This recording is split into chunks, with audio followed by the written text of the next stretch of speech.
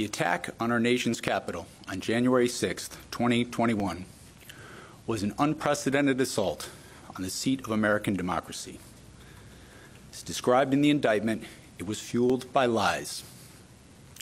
Lies by the defendant targeted at obstructing a bedrock function of the U.S. government, the nation's process of collecting, counting, and certifying the results of the presidential election. In this case, my office will seek a speedy trial so that our evidence can be tested in court and judged by a jury of citizens. In the meantime, I must emphasize that the indictment is only an allegation and that the defendant must be presumed innocent until proven guilty beyond a reasonable doubt in a court of law. Présomption d'innocence, évidemment, pour le principal accusé, Donald Trump. On va décortiquer, analyser, sous-peser ce qui est en train de se produire avec Azeb Oligorgis, qu'on retrouve en direct de San Francisco. Bonsoir, Azeb. Bonsoir, Alexis. Ainsi que Valérie Baudouin, chercheur associé à l'Observatoire sur les États-Unis de la chaire Raoul Dandurand de l'UQAM. Bonsoir à vous, Valérie. Bonsoir. Alors, je vais quand même énumérer les 4 chefs d'accusation dans un premier temps. Tentative d'inverser le résultat de l'élection de 2020. Complot à l'encontre de l'État américain. Entrave à une procédure officielle. Atteinte aux droits électoraux. Azeb, voilà les principaux faits saillants de ces actes d'accusation. Mais on sent bien que ce dossier est un dossier très complexe pour l'ex-président. Tout à fait, Alexis. Écoutez, Jack Smith, c'est vraiment le cauchemar de Donald Trump. Vous savez, la conférence de presse a duré que quelques minutes. C'est un homme de très peu de mots, mais de beaucoup d'actions. Donc là, on parle de 4 chefs d'accusation contre l'ancien président. Jack Smith a parlé de la démocratie, que c'est toute la démocratie qui a été atteinte. Et il a dit on n'a pas seulement attaqué le building, l'institution du Capitole, on a aussi attaqué des personnes, des gens, dont évidemment la police. Il leur a rendu hommage en disant que c'était des vrais héros, des patriotes qui ont vraiment défendu la Constitution américaine, la démocratie. Parce que ce qui se passait ce 6 janvier-là, on comptait les votes finalement. C'était la certification des votes, qui est un processus démocratique, électoral. Et Donald Trump demandait au vice-président Mike Pence ne signe pas, ne certifie pas ces votes-là. Mike Pence a refusé de l'écouter. Donald Trump affirmait que ces élections lui avaient été volées. Il avait livré un discours vraiment bouillant, là, juste avant, pendant que ses partisans arrivaient au Capitole, en disant que voilà, ces élections ont été volées, qu'il y a même des morts qui ont voté lors de ces élections-là. Et aujourd'hui, c'est vraiment l'heure de vérité. Donald Trump doit répondre de cette responsabilité-là. Donc il est accusé d'avoir carrément tenté de renverser ces élections. C'est presque un coup d'État, si vous voulez, qui a évidemment avorté. Et donc il doit répondre de ces chefs d'accusation-là. Jack Smith a également affirmé qu'il voulait un procès extrêmement rapide. Là, il ne veut pas que ça traîne, évidemment. Et puis à côté de cela, évidemment, il y a les élections présidentielles 2024. Vous savez, Alexis, on est à 6 mois des primaires républicaines et c'est la 3e inculpation contre Donald Trump. Donc c'est quand même assez gros, là. Oui, non seulement c'est assez gros, Valérie Baudouin, mais c'est très certainement, il s'agit très certainement, n'est-ce pas, des accusations les plus graves jusqu'à présent déposées contre le président américain. L'ex-président, oui, accusation. Oui, exactement. Mais on le nomme président à vie, donc c'est pas complètement faux de le nommer président, mais en fait, c'est ça. C'est les accusations les plus graves. Encore une fois, cette expression d'accusation historique, on a l'impression de se répéter, mais c'est toujours ça à chaque fois. 3e fois qu'il est accusé au criminel. Et là, vraiment, ce qu'on voit, c'est qu'on a, dans le concret, fait ce lien entre la fameuse enquête, si vous vous souvenez bien, de la commission d'enquête, au Congrès qui s'est terminée il y a quelques mois. Et là, on va de l'avant avec des accusations. Le problème dans l'opinion publique, c'est que ça arrive très tard parce qu'on parle de janvier 2021 pour les faits. Un complot qui a débuté, on dit, le 14 novembre pour se terminer le 20 janvier. Et finalement, c'est justement en période électorale qu'on décide de porter ces accusations. Alors, après 9 mois d'enquête, et donc, ce qu'on détermine fondamentalement, c'est dans quelle mesure un président en exercice peut tenter de renverser un résultat électoral sans conséquence. C'est un peu ça ce qui est au cœur de cette affaire. Et il faut bien comprendre que ça se déroule donc à Washington. Le grand jury sera à Washington, à Zeb. Donc, un grand jury potentiellement un peu plus à gauche, plus pro-gouvernement. Ben là, évidemment, ils vont faire attention avec la sélection du jury parce que vous savez que les partisans de Donald Trump parlent de chasse aux sorcières. Même Donald Trump dit qu'on fait de l'ingérence, qu'on veut l'empêcher de se présenter aux élections présidentielles. Donc certainement qu'il va y avoir un certain équilibre. Là, normalement, Donald Trump doit se présenter à 16h jeudi pour entendre les chefs d'accusation. Et vous savez, on l'a vu en avril à New York, on l'a vu en Floride, à Miami, le 13 juin dernier, à cause des documents classés secrets. Et là, ça va être pour avoir tenté de renverser les élections. Et ce n'est pas fini, Alexis. Il y a également le cas de la Géorgie, où il avait carrément demandé au secrétaire d'État de lui trouver 11 000 voix pour qu'il puisse remporter l'État de la Géorgie pour les élections de 2020. Donc normalement, il doit venir à Washington jeudi prochain. Mais tout ceci est sans précédent pour Donald Trump. Et en plus, on est en pleine élection présidentielle. Et ce qui est assez inouï, et Valérie est d'accord, c'est qu'en fait, même s'il est reconnu coupable, même s'il est accusé, il peut toujours être candidat, il peut toujours être président des États-Unis. Exactement. Ça ne change rien, en fait. Ouais.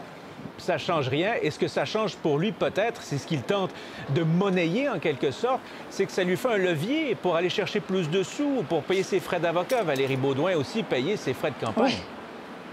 Et payer et trouver des avocats, parce que là, on a des avocats dans différents États, on doit avoir des avocats dans différents dossiers. Ça devient extrêmement complexe pour Donald Trump. Et vous parliez justement du côté monétaire. On sait, c'est une occasion pour lui de financer sa campagne électorale, de financer justement sa défense. Et non seulement ça, mais après toutes les accusations qu'on a eues dans les derniers mois, si on regarde les derniers sondages, il y en a un qui est sorti cette semaine du New York Times, Donald Trump est plus que jamais en avance face à ses rivaux dans la course à la présidence, en fait dans la course à l'investiture plutôt, si je vais être précise, républicaine. Alors pour lui, c'est un levier politique qui est intéressant, non seulement un levier politique, un levier financier, et je pense qu'il va toujours utiliser ça. Et la recette est gagnante face à ses partisans de dire, bien vous le voyez, c'est de l'ingérence électorale, on veut me mettre hors d'état de nuire. Et c'est toujours la même recette. Jack Smith est après moi. Il y a même la campagne de Donald Trump qui a fait cette comparaison terrible entre l'Allemagne nazie et ce qu'on fait subir comme traitement aux partisans de Donald Trump et à l'ancien président. Donc, on est vraiment dans ces comparaisons-là. On est vraiment dans la victimisation aussi de M. Trump, peu importe les accusations et peu importe la gravité, surtout des accusations. Et Azeb, on remarque bien évidemment que la Maison-Blanche se fait très discrète dans ce genre de circonstances. Oui, voilà, on ne veut surtout pas dire un mot. Là, on observe de loin, mais certainement qu'en coulisses, on observe ça de très près. Vous savez, on se trouve en Californie, on prépare un reportage sur l'insécurité dans le centre-ville de San Francisco. Et ici, on a quand même rencontré des gens, c'est quand même un État démocrate, mais on rencontre beaucoup de gens qui votent pour Donald Trump, qui disent qu'on a besoin d'un homme fort, qui va mettre fin à la criminalité, qui est pour la police. Il arrive quand même à séduire toutes sortes de personnes dans l'électorat américain. Donc il séduit la droite religieuse, il séduit les conservateurs, il séduit les gens qui veulent la loi et l'ordre. Malgré tous ces chefs d'inculpation, il demeure populaire. Les gens regardent ça un peu comme, encore une fois, comme une chasse aux sorcières. Dans son message sur Truth Social, il dit, écoutez, pourquoi ils n'ont pas fait ça il y a 2 ans et demi? Pourquoi on ne m'a pas poursuivi et inculpé il y a 2 ans et demi? Pourquoi on attend aujourd'hui, lorsque je suis si proche du but, lorsque vraiment je peux devenir président des États-Unis, on m'accuse? Donc tout ceci, ça résonne aussi chez ces partisans. Oui, pourquoi pas avoir fait ça plus tôt? Bien, il fallait enquêter en tout premier lieu. L'enquêteur en ce moment a été nommé il y a 9 mois. On est donc au dénouement, face au dénouement de cette enquête. On verra pour la suite, mais quand même, pour la suite des choses, c'est là où on est, comme depuis le début du mandat de Donald Trump, de là, tout premier, on est en territoire inexploré. Difficile de prévoir la suite, Valérie Beaudoin. Oui, tout à fait. Et c'est tellement inexploré. En fait, on ne sait pas même comment on va gérer les différents procès parce que les procès qui sont prévus en 2024, il y a déjà des dates pour le procès à New York, pour le procès en Floride. Là, on ajoute, si on se fie à Jack Smith, on va avoir un procès rapide. Bon, mais c'est pas lui qui décide. Ça va vraiment être avec la juge qui a été nommée. On ajoute ça pendant les primaires. Après ça, on a bien sûr les débats pour l'élection générale. Donc, tout ça est très particulier. Est-ce qu'on va faire pause à un certain point dans le processus judiciaire parce qu'il va y avoir l'élection si Donald Trump est élu? Alors, on est vraiment dans quelque chose de jamais vécu, là. Mais la différence dans ce cas-ci, dans le cas dans ce dossier précis piloté par Jack Smith, la différence n'est-elle pas que là, ce sont des personnes de son cercle rapproché qui de plus en plus pourraient être éclaboussées par cette affaire? Il n'est pas seul dans cette affaire. Il y a d'autres individus sur lesquels on enquête en ce moment, Azeb. Tout à fait. Il y a Rudy Giuliani, on enquête sur lui parce qu'évidemment, lui, il est allé de l'avant, là. Et vous savez, on a entendu l'ancien ministre de la Justice, William Barr, qui a dit, en entrevue, il a dit, écoutez, quand Donald Trump a commencé à dire que ces élections-là étaient volées, il a dit, bon, j'ai compris que ça n'allait pas du tout, donc il s'est dissocié de lui. Mais quelqu'un comme Rudy Giuliani et ses proches collaborateurs l'ont un peu suivi dans ses dires, si vous voulez. Et là, il y aurait 6 personnes de son entourage qui seraient des co-conspirateurs, c'est un peu comme ça qu'ils les appellent ici, donc qui pourraient aussi recevoir des accusations. Et ce qui est inquiétant, Alexis, dans tout ça, et ce que les Américains redoutent le plus, c'est qu'une fois de plus, Donald Trump prend en otage le débat aux États-Unis. Oui. On va parler que de Donald Trump pendant la prochaine année, alors que les Américains veulent parler d'autres choses. Ils veulent parler du coût de la vie, de l'inflation, de toutes sortes de sujets, de la guerre en Ukraine, etc. Et non, on va continuer à parler de Donald Trump. Il va continuer à faire la première page des journaux.